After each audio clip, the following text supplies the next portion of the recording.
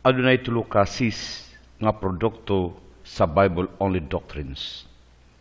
Sumala sa bantugang statistical data report, nga dunay bana-bana nga sobra 38,000 nga denominations o sikta sa tibuok kalibutan.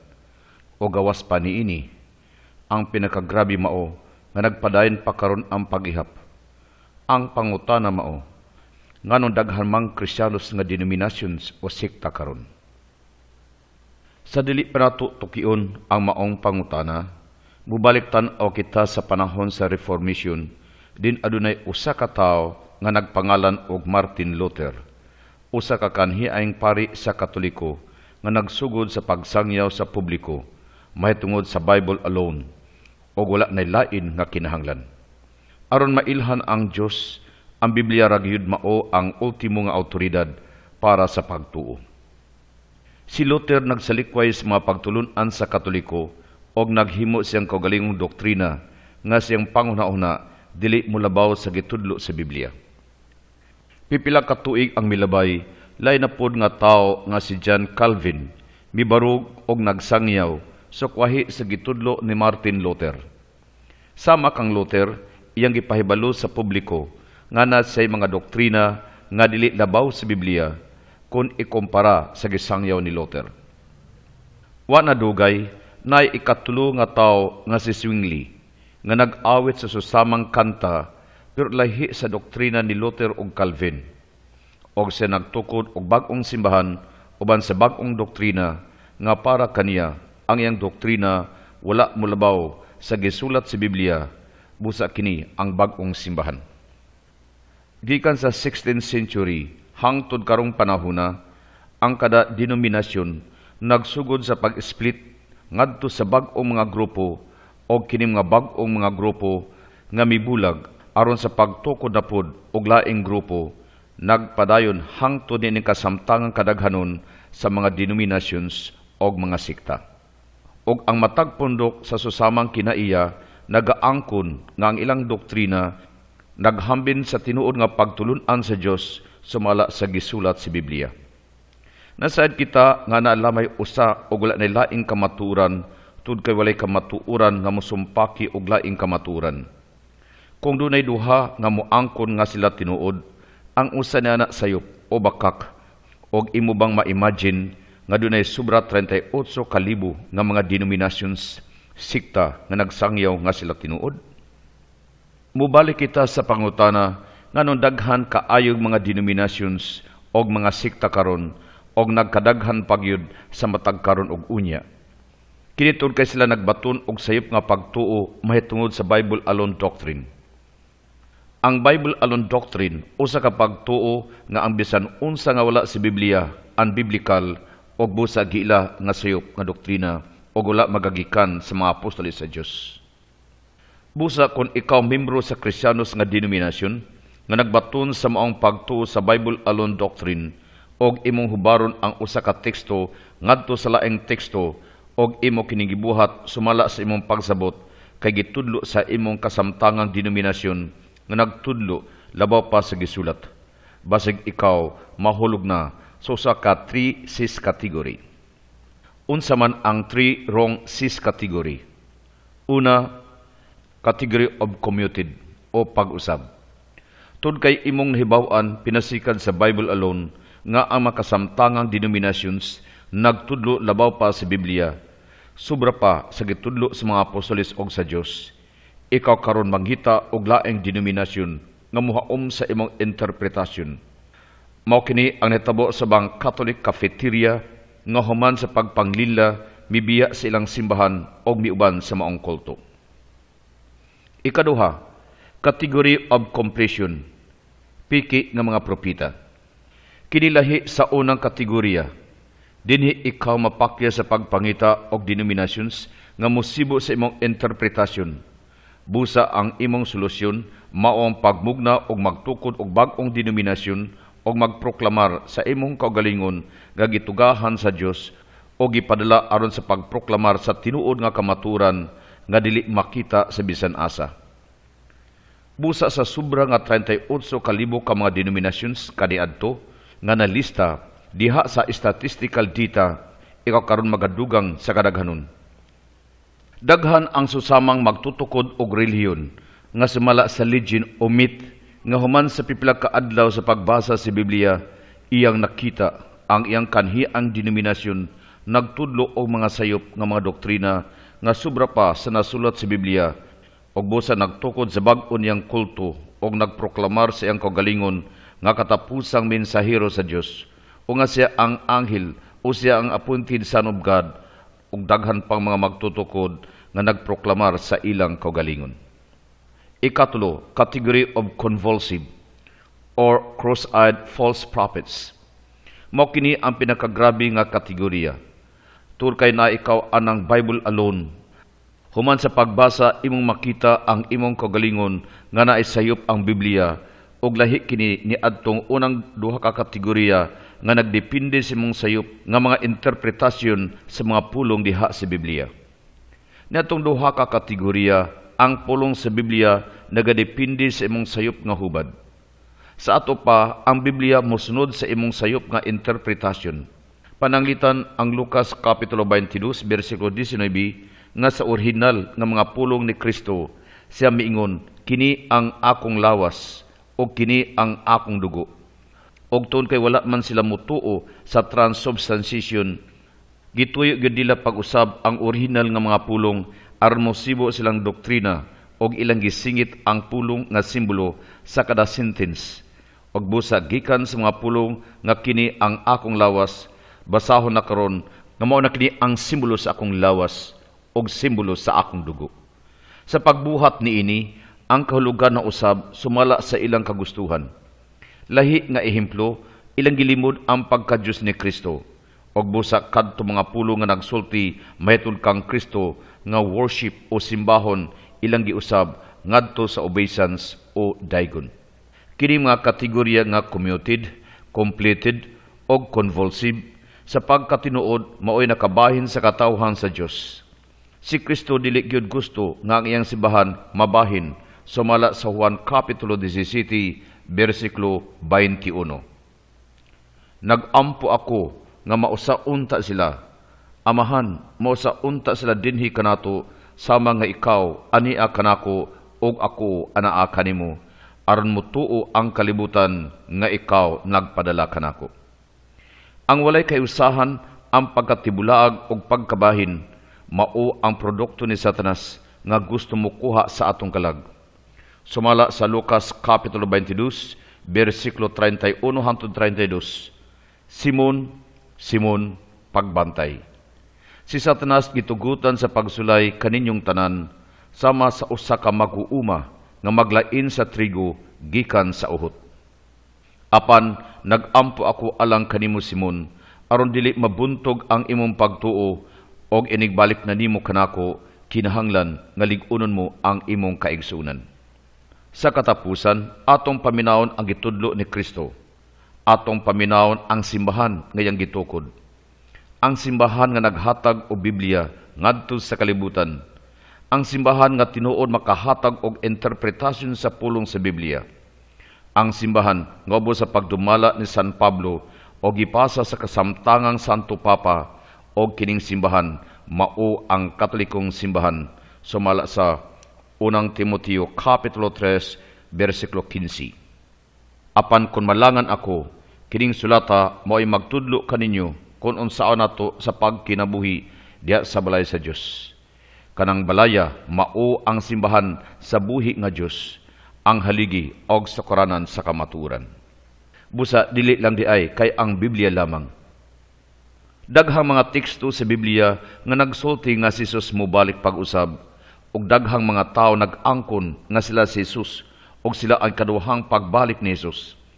Ang uban nagpakunuhay nga bag-ong Misaya. Og mao kini ang atong hisgutan ang mga tao nga nagpakunuhay sa ilang kaugalingon. Una, si Simon Magus. Sa early 1st century, siya usa ka Samaritano og lumad sa Gita. Sa giila nga Dios sa Simonianism, sa nagpasabot nga siya si Kristo og nagtawag siyang kaugalingon nga standing one o ang nagbarog. Ikaduha, Lucetius the Samaritan. Sa mid-1st century, Usa siya unta sa mga magtutukod sa Mandianism. Human sa panahon ni Jesus, gusto niyang mudani sa mga Samaritano nga siya sa iyang kaugalingon usa ka Misaya nga gipanagna ni Moses. Si Dositius nagpakunuhay nga Kristo o Misaya o nagagamit sa teksto sa Deuteronomio Kapitulo 18, versikulo 15 nga nag-ingon, ang Ginoo nga iyong Dios magpadala og propeta sama kanako gikan kaninyo o kinahanglan nga motahod kamo. Ikatulo, Tansalm of Antwerp, bana-bana sa mga tuig 110. Siya may linting nagsupak sa sakramento sa Eucharistia. Ikopat, si Anne Lee, sa mga tuig 1736 to 1784. Siya ang central figure sa mga Shakers nga naghuna-una nga siya nagbaton sa tanang kahingpitan sa Dios diha sa purmang babae og nag-ila sa iyang kaugalingon nga Christ counterpart sa 1772. Ikalima, si Bernhard Moller sa matuig 1799 to 1834. Nangangkon nga siya ang leon sa Juda og propeta nga nagupot sa Philosopher's Stone. Ikaunom, si John Nichols Tome sa matuig 1799 to 1838. Siya ang Comist Tax Rebill. Ikapito, Arnold Potter sa matuig 1804 to 1872. Usa ka pangulo sa Latter-day Saints nga mibulag og nagtawag siyang kaugalingon nga Pater Christ. Ikawalo, Hong Xiuquan sa mga 1814 to 1864. Usa ka Hakka Chinese nga nagproklamar siyang kaugalingon nga kinamanghurang igsuon Jesus. Siya ang nagsugod sa Taiping Rebellion og nagtukod sa Heavenly Kingdom of Great Peace. Siya nagpakamatay sa wala pa nabuntog ang Tianjin o Nanjing sa 1864.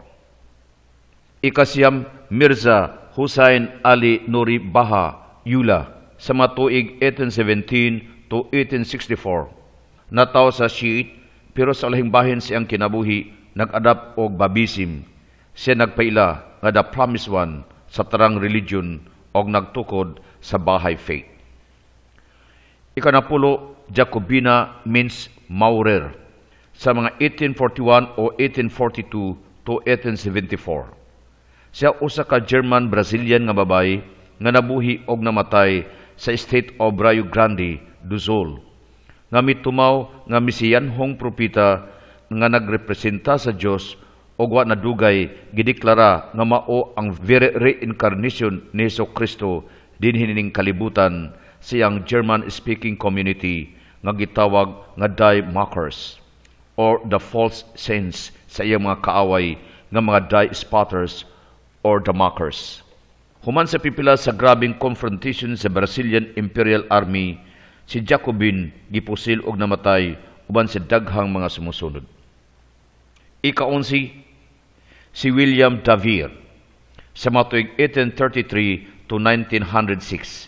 Siya usa ka pangulo sa Latter-day Saints, Mormon, nga mibulag og nagsangyaw nga iyang batang anak nga si Arthur nga nataw sa 1868 mao ang reincarnated Jesus Christ. Ika-12, Mirza Ghulam Ahmad of Qadian, India, sa mga tuig 1835 to 1908. Nangangkon nga siya ang gipaabot nga Mahdi og usab ang ikatulong pagbalik og kaparehas ni Jesus, ang gisaad nga Misaya sa katapusang panahon. Siya miangkon nga siya si Jesus sa metaphorical sense o pagkapareha sa kinaiya. Siya nagtugod sa Ahmadiyya movement sa 1889 og nagasangyaw nga siya gipadala sa Dios para sa kabag-uhan sa katawhan. Siya nagdeklara nga si Jesus wala namatay sa paglansang kaniya og namatay sa natural nga kamatayon og nagmigrate sa silangan. Ika-13, Cyrus Reed Teed sa matuig October 1839 to December 22, 1908. Erroneously, Cyrus Tweed, usa ka US electric physician og alchemist nga nahimong religious leader og Misaya. Sa 1869, siya nagasangyaw mahitungod sa Diyos ng tuga o divine inspiration og si Dr. Teed nagkuha sa pangalan nga Chores nga nagtanyag sa new set of scientific and religious ideas ngayang gitawag nga Christianity. Ika-14, Father Divine George Baker sa matuig 1830 to September 10, 1965. Usa ka African-American leader sa matuig 1907 hangtod siyang kamatayon nga nagsangyaw nga siya Dios. Ika-15, Andre Matsuna sa matuig 1899 to 1942. Usa ka Congolese nga magtutugod sa Amicali nga proponents nga nag-adapt kaniya nga Misaya sa late 1920s. Ika-16, An Sang Hong sa matuig 1918 to 1985 nagtukod sa World Mission Society Church of God, din ang mga membro nagtuo nga siya Misaya. Ika-17, Samael On Wior sa matuig 1917 to 1977, natawo sa pangalan nga Victor Manuel Gomez Rodriguez, Colombian citizen, o wa na dugay nag-usab siyang citizenship nga Mexican. Siya usa ka author, lecturer og magtutukod sa Universal Christian Gnostic Movement og sumala niya ang pinakakusgan nga movement nga sukad na tukod. Sa tuig 1972, siya nagpasabot nga iyang kamatayon og pagbanhaw may tabo sa dili pa ang 1978. Ika-18, Som Myung Moon sa matuig 1920 to 2012. Siya ang nagtukod og pangulo sa Unification Church nga gipundar sa Seoul, South Korea, nga nagpaila siyang kaugalingon nga ikaduhang pagbalik ni Kristo. Pero dili si Jesus sa 1954. Generally, siya gituuhan sa Unification Church members nga gitawag nga Munis nga siya Misaya, ang kaduhang pagbalik ni Kristo og dinihugan aron sa paghuman sa wala panahuman nga misyon ni Jesus. Ika-19, Charles Manson, natawo sa 1934. Siya ang pangulo sa Manson family nga nangulo sa mga sumusunod nga mupatay isip pagpangandam sa katapusan sa kalibutan. Siya miangkon nga siya si Satanas. Ika-20, Yahweh Ban Yahweh sa mga tuig 1935 to 2007. Siya natawo sa pangalan nga Hulon Michel Jr., usa ka negro nga nasyonalista o separatist nga nagtukod sa Nation of Yahweh nga gituuhan nga mo'y naghimo sa pagpatay o mga dosinang mga tao. Ika-21, Wayne Bent, natawo sa 1941. Gitawag usab nga Michael Traviser of the Lord Righteousness Church nga gitawag usab nga Strong City Cult. Convicted sa December 15, 2008 sa 1 count of criminal sexual contact sa minor og 2 counts of contributing to the delinquency of a minor sa 2008. Ika-22, Iuso Matayusi, natawo sa 1944. Sa tuig 1997, nagtukod sa World Economic Community Party, pinasikan siyang pagtuo nga siya Diyos og si Kristo.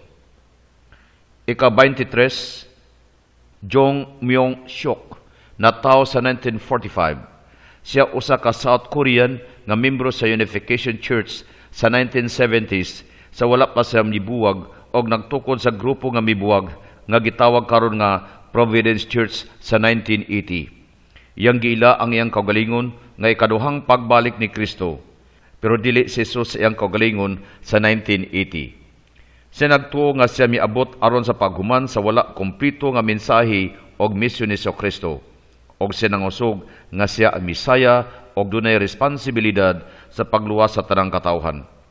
Siya nagsangyaw nga ang Kristiyanos nga doktrina sa pagkabanhaw sayop, pero ang katawhan maluwas pinaagi kaniya sa 1940.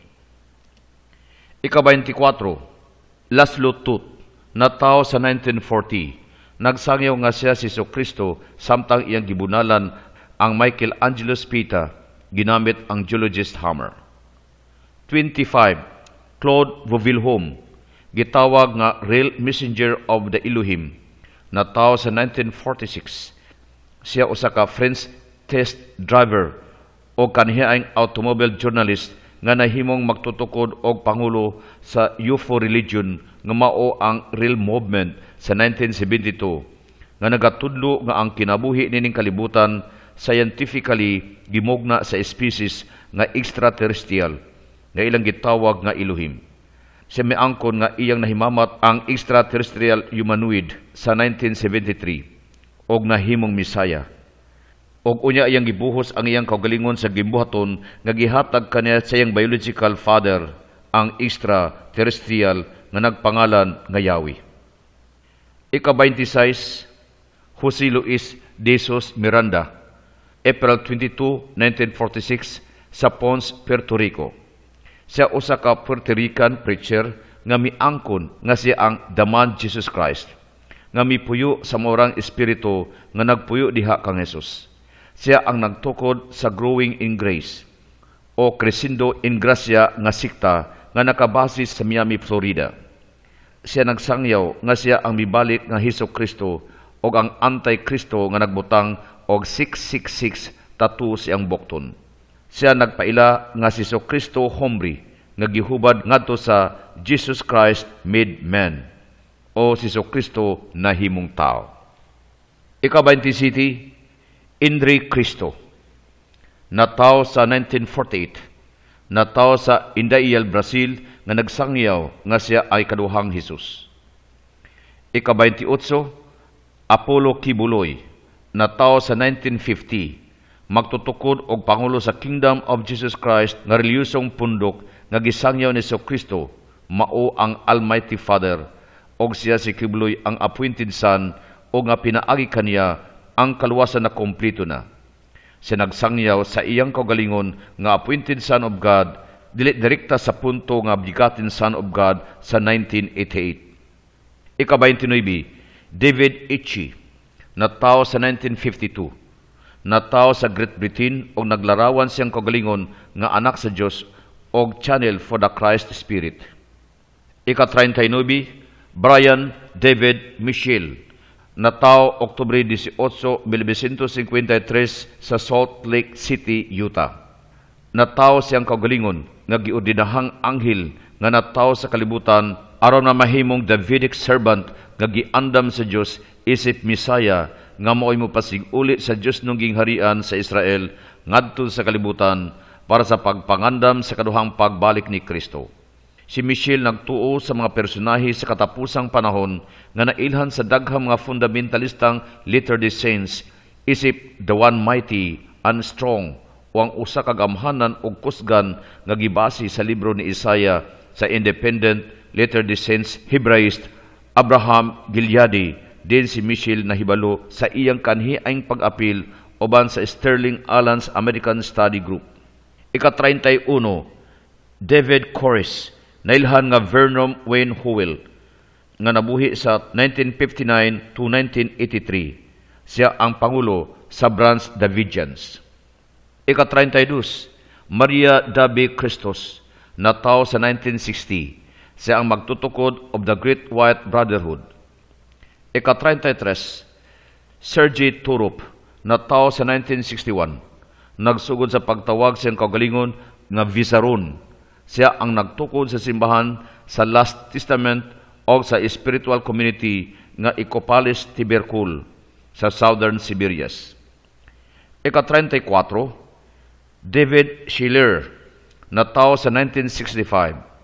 Siya former M15 agent o whistleblower na nagdeklara siyang kaugalingon nga Misaya sa July 7, 2007. Ika-35, Alan John Miller, nataw sa 1964, magtutukod sa Divine Truth, ang bagong religious movement nga nakabase sa Australia. Siya po nailhan nga AJ, nga nagsangyaw nga siya si Jesus of Nazareth, pinagi sa reincarnation. Siya kaniadto elder sa Jehovah's Witnesses. Adunay 7 ka pagsulay sa tinuod nga propeta diha sa Biblia. Numero Kapitulo 12, versikulo 6 giingon, ang Ginoo miingon kanila, pamati kamo, kung diha kaninyo may usa ka propeta, ako ang Ginoo mupakita kaniya pinagi sa panan-awon og makigsulti kaniya pinaagi sa damgo. Unsa man ning 7 ka pagsulay sa tinuod nga propeta? Testing numero 1. Isaiah Kapitulo 8, versikulo 20. Kinahanglan nga tubagon ninyo sila, pamati sa gitudlo sa Ginoo kaninyo. Aya kamo pamati sa tigkonsulta sa mga patay, kang ilang isulti dili makaayo kaninyo. Ang balawod dinhi adunay reference sa balawod ni Moses, ang unang 5 kalibro sa Karaang Testamento nga naghambin usab sa napulo ka sugo og testimonya nga nagtumbok sa kinatibok ang Karaang Testamento ug ang extension nag-apil sa Bag-ong Testamento nga naghambin sa testimonya ni Jesucristo.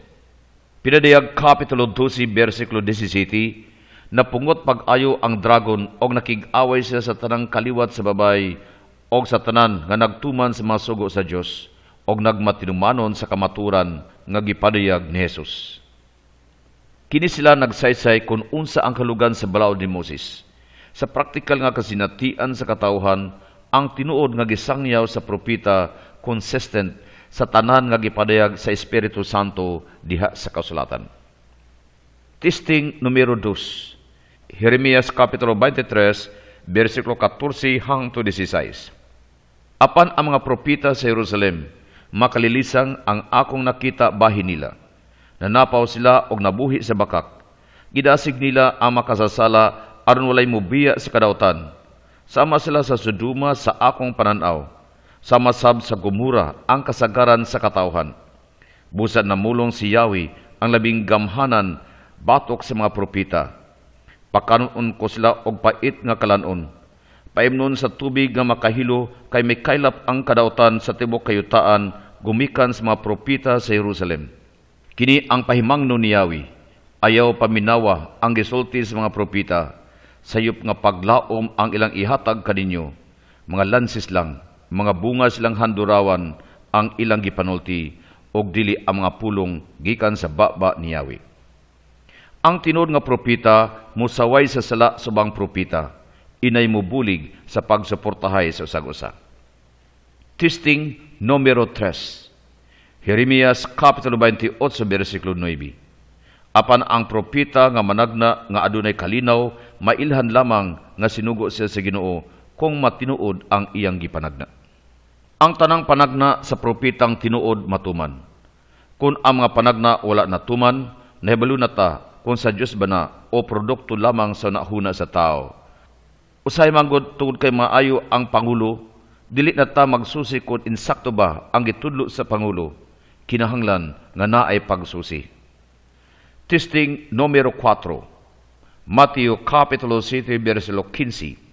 Pagbantay kamo sa mga mini nga mga propeta, muanhi sila kaninyo nga murag mga karniro, apan ang tinuod sama sila sa bangis nga mga lubo.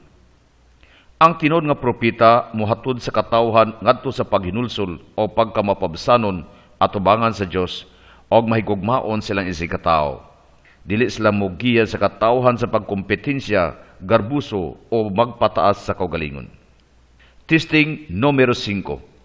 1 Juan Kapitulo 4, versikulo 2. Mailan ninyo kung ang maong espiritu uyaba sa Dios pinaagi nini. Ang nagpahayag nga si Jesucristo nagpakatao iya sa Dios. Ang tinuod nga propeta musulti nga gikan sa atong napukan nga tawhanong lawas, pero siya mo angkon og kadaugan sa matag sala og sa tanang sala og kitapod pinaagi sa pakiglambigit sa iyang amahan og atong amahan. Testing numero 6. Daniel Kapitulo 10, versikulo 17. Busad dili ako makasugakot sa pagpakigsulti kanimo, kay wala na ako'y igong kusog, maglisod gani ako sa paginhawa. Ang tinuod nga propeta, walay kusog o paginhawa sa ilang kaugalingon, samtang anapa sa pananawon, kay ilang supernatural kusog gikan sa Dios. Testing numero 7. Juan Kapitulo 1, versikulo 15. Misaksi si Juan may tungod kaniya, og misinggit, siya ang akong gipasabot sa akong pag-ingon.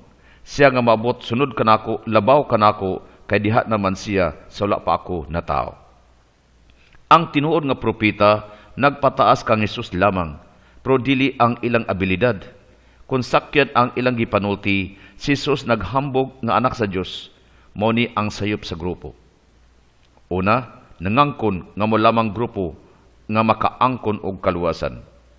Ikaduha, nangangkon nga appointed son of God. Ikatulo, nagdugang sa Biblia. Unsa man ang marka sa kakulto? Una, ang unang timaan sa kakulto mao ang iyang pagmanipulate sa balaang kasulatan. Ang Biblia gituis aron sa pagpahaum siyang interpretasyon. Gidili ang personal o pribadong interpretasyon tungod kay ang Pangulo lamang ang mo-interpretar kaysa lamang ang makasabot sa tingog sa Dios. Kini nga pagtulunan ang usa ka timaan sa kakulto din kini naglibog sa tinuon nga pagtulunan nga Kristiyanos. Ang kulto nagmanipulate sa utok o panghuna-una sa mga tao. Gamay ra ang imong personal nga pagtagad sa kaugalingon kay nakasentro na sa doktrina o sa kalambuan sa kulto. Kasagaran, disgana ang edukasyon o ang ibanat mao ang doktrina o literatura sa kulto. Ang mga membro gitawag sa pagbiya silang karaang pamilya o lifestyle para sa bag-ong pamilya nga mao ang kulto. Ikaduhang timaan sa kakulto mao ang pagmanipulate sa oras. Tud kay para kanila ang kaluwasan maangkon exclusively sa maong grupo o ang mga membro mugahin halos sa tanang panahon nga nag-alagad sa maong organisasyon. Kini mabantayan sa ilang sinangyawan din mo ingon nga sila ra ang maluwas. Nagani mo sangyaw nga ingon niini usa na kini katimaan sa kakulto. Ang kulto siyang kinaiya nagmanipulate sa kamaturan ana kanang exclusiveness mentality nga kamira ang maluwas. Suspetsado ang tanan nga dili sakop sa pundok. Si Kristo nagpasidaan nga niini mga ulahing mga adlaw daghang mga mini nga mga propeta nga mutumaw og manglingla sa kadaghanan.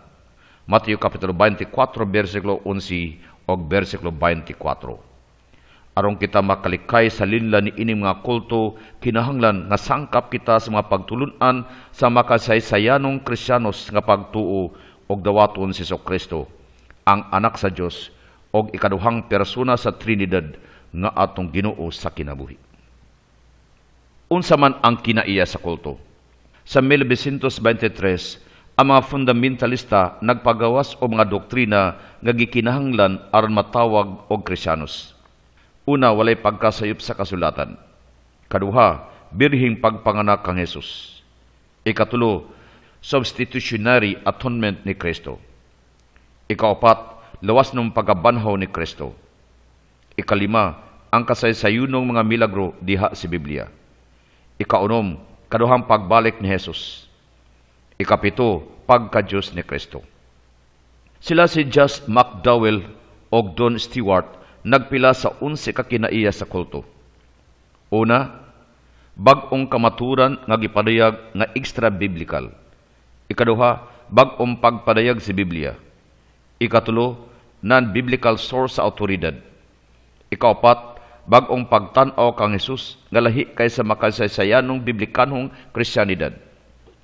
Ikalima, pagsalikway sa napundar nga Kristyanismo. Ikaunom, double talks nga wala nagsunod sa mainstream doctrine sa Kristyanismo. Ikapito, paglimod sa Trinidad og nagsangyaw nga kini pagano og yawan-ong kagikan. Ikawalo, makanunayng nag-usab sa tilikanhong posisyon. Ikasiyam, strong leadership din ang Pangulo mo tudlo nga naa sa talagsaong akses o relasyon ngadto sa Dios. Ikanapulo, kaluwasan pinaagi sa trabaho dili lang kay sa grasya pinaagi sa pagtuo lamang. Ikaunsi, bakak nga pagpanagna, magtagna sa maabot nga panghitabo nga wala natuman. Si Anthony A. Huikim nagdugang sa kaniya sa kulto nga nakita sa bang simbahan. Una, extra-scriptural nga tinubdan sa autoridad. Ikaduha, naglimod sa justification pinaagi sa grasya lamang. Ikatulo, pagpakunhod kang Kristo. Ikaapat, nag-angkon nga sila ang eksklusibong komunidad nga maluwas. Ikalima, nag-angkon nga sila dunay sentrong papel sa katapusang panahon. Si John Allen nagpakunhod sa kaniya sa kulto ngadto sa upat. Una, naglimod o nagpakunhod sa pagka-Diyos ni Kristo. Ikaduha, ang Diyos makabot sa tao. Ikatulo, nagdugang og ekstra nga pagpadayag sa Biblia og nag-interpretar sa Biblia aron pagsuporta sa ilang doktrina. Og ang katapusan, kaluwasan, dili libre nga gasa o kinahanglan og tawhanong pagpaningkamot. mao kadto makaigsunan ang mga kinaiya sa kulto. So siha ang grupo nga imong nasudlan. Ana ba ni ini nga kinaiya?